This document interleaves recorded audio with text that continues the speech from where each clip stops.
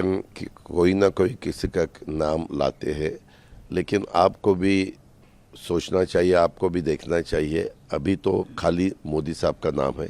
राहुल जी की और मोदी साहब की आप तुलना ही नहीं कर सकते। विकास पुरुष आज देश में कौन है तो मोदी साहब है। 10 साल में मोदी साहब के खिलाफ एक भी किसी ने आरोप नहीं किया। इतनी उनके काम में ट्रांसपेरेंसी है।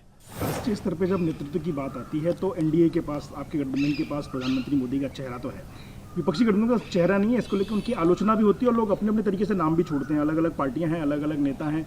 कोई स्टालिन को नेता बताता है, कोई किसी को नेता बताता है, कोई राहुल गांधी को नेता बताता है। राहुल गांधी विरुद्ध नरेंद्र मोदी अभी तक की एक स्पष्ट चित्र जो सबसे ज़्यादा दिख रहा है वो है। लेकिन महाराष्ट्र के नेता कहते हैं कि उद्धव ठाकरे प्रधानमंत्री पद के दावेदार रहे हैं और शरद पवार जी की मदद से प्रधानमंत्री बन सकते हैं। तो इस तरह के दावों पे क्या कहें? क्या है, हमेशा किसी का कोई ना कोई किसी का नाम लाते हैं, लेकिन आपको भी सोचना चाहिए, आपको भी देखना चाहिए। अभी तो खाली मोदी साहब का नाम है। 65% से ज़्यादा लोग भारत देश के मोदी साहब भी प्राइम मिनिस्टर बनना चाहते हैं, ऐसा बोलते हैं, ऐसा उनका कहना है। और दूसरे साइड पे आप देखो, आप आपने जो सवाल पूछा वो सही है। साउथ में गए तो तमिलनाडु वाले स्टालिन को बताते हैं, वहाँ वेस्ट बंगाल में गए तो ममता को बताते हैं। ऐसे अलग अलग। बीच में पिछले दफ़ा 2019 में नीतीश कुमार जी का नाम सब ले रहे थे, लेकिन नीतीश कुमार जी अपोजिशन में थे, वहाँ से वापस वो मोदी साहब के साथ आए। यानी वो एक चेहरा था। पिछले दफ़ा 2019 का चुनाव आप याद करो, उसमें उनका नाम था। तो वैसा अभी तो किसी का नाम नहीं लगता। तो ज़्यादा से ज़्यादा कुछ स्टेट राहुल गांधी जी का नाम लेते। राहुल गांधी जी की भी जो 15 साल या 20 साल हो गए वो मेंबर ऑफ पार्लियामेंट है, शायद 15 साल हो गए। और यहाँ मोदी साहब के 10 साल एज अ पार्लियामेंट का काम के बारे में। स्टेट में तो उन्होंने गुजरात का काम किया, वो काम लोगों को अच्छा लगा और इसीलिए वो सेंट्रल में पॉलिटिक्स करने के लिए आए और देश के प्रधानमंत्री बने। तो राहुल जी की और मोदी साहब की आप तुलना ही नहीं कर सकते। महाराष्ट्र की राजनीति में पिछले कुछ समय से समीकरण लगातार बदले हैं। 2019 के बाद से तो हमने कम से कम 2 या 3 बड़े परिवर्तन देख लिए, लेकिन देश की राजनीति में भी लगातार चीज़ें बदलती रहती हैं। खासकर जब गठबंधन की बात आती है, कई लोग जो पहले मोदी विरोधी थे मोदी के साथ हैं, कई ऐसे लोग जो धुर आलोचक थे अब धुर प्रशंसक बन चुके हैं। शायद उनके 10 वर्षों के काम की कमाई होगी ये। लेकिन महाराष्ट्र में आपका जो सामंजस्य है उस पर बार बार टीका टिप्पणी होती है कि मौका परस्ती है, सिर्फ सत्ता में रहने के लिए आ गए हैं, ईडी के डर से आ गए हैं, सीबीआई के डर से आ गए। तो जो समीकरण है आपका एकनाथ शिंदे जी का और देवेंद्र फडणवीस जी का, आपस में आप लोगों के संबंध हमेशा से अच्छे रहे, लेकिन राजनीति में क्या ये समझौता है, मजबूरी है, या कहीं ना कहीं सही में विकास का लक्ष्य है? ये बिल्कुल मजबूरी नहीं है, ये बिल्कुल समझौता नहीं है। मैं डेवलपमेंट का हमेशा सोचता हूँ। विकास पुरुष आज देश में कौन है तो मोदी साहब है। मैंने 2014 में उनके खिलाफ काम किया है, 2019 में उनके खिलाफ काम किया है।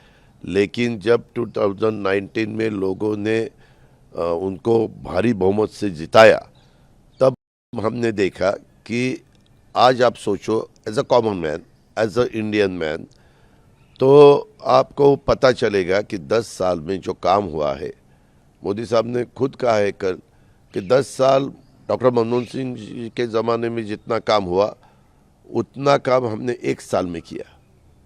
रोड्स के नेशनल हाईवेज हो या रेलवे लाइन हो या वो ये एयरपोर्ट के डेवलपमेंट हो या पोर्ट की डेवलपमेंट हो, जो भी डेवलपमेंट जीडीपी अच्छा होने के लिए करना जरूरी रहता है, वो सब उन्होंने किया। और वो करते वक्त जो गरीब लोग हैं उनको भी ऊपर लाने के लिए उन्होंने काम किया है, हम सब देख रहे हैं। लेकिन अभी देखो, मेरा तो एक कहना है, मैंने कल भी मुझे स्पीच देने का मौका मिला, तब मैंने बताया, पूरे देश में बहुत से पंडित जवाहरलाल नेहरू जी से तब वहाँ से मोदी साहब तक जितने भी प्राइम मिनिस्टर बने, अलग अलग प्राइम मिनिस्टर के बारे में एलिगेशन हुए। 10 साल के डॉक्टर मनमोहन सिंह के ज़माने में भी एलिगेशन हुए, 2G का हुआ, कोल का हुआ, कोल माइंस के बारे में बहुत कुछ हुआ, बार बार मीडिया में भी सब आ रहा था। उससे पहले राजीव गांधी के खिलाफ भी बोफोर्स का आरोप हुआ, उसके लिए तो उनको उसकी कीमत चुकानी पड़ी, वो रूलिंग उनको सत्ता छोड़नी पड़ी। लेकिन 10 साल में मोदी साहब के खिलाफ एक भी किसी ने आरोप नहीं किया, इतनी उनके काम में ट्रांसपेरेंसी है। वो बोलते हैं मैं देश के लिए काम कर रहा हूँ, मेरा दूसरा कोई ध्यान नहीं रहता, खाली देश का विकास हो, देश आगे जाए, पूरे वर्ल्ड में एक महासत्ता अपना देश बने और उसमें यंग जनरेशन को हम ज़्यादा से ज़्यादा मौका दें, उनको आगे आने के लिए इनोवेशन का हो या इंक्यूबेशन का हो, ये अलग अलग बहुत कुछ है, वो करने का उनका इरादा है और उन्होंने 10 साल में बहुत कुछ करके दिखाया है। आज मोदी साहब के सिवाय एक भी ऐसा लीडर अपने को दिखाई नहीं देता कि 135 से 140 करोड़ तक लोगों को वो एक ठीक तरह से रास्ता दिखाएंगे और देश आगे लेके जाएंगे, ऐसा नहीं दिखाई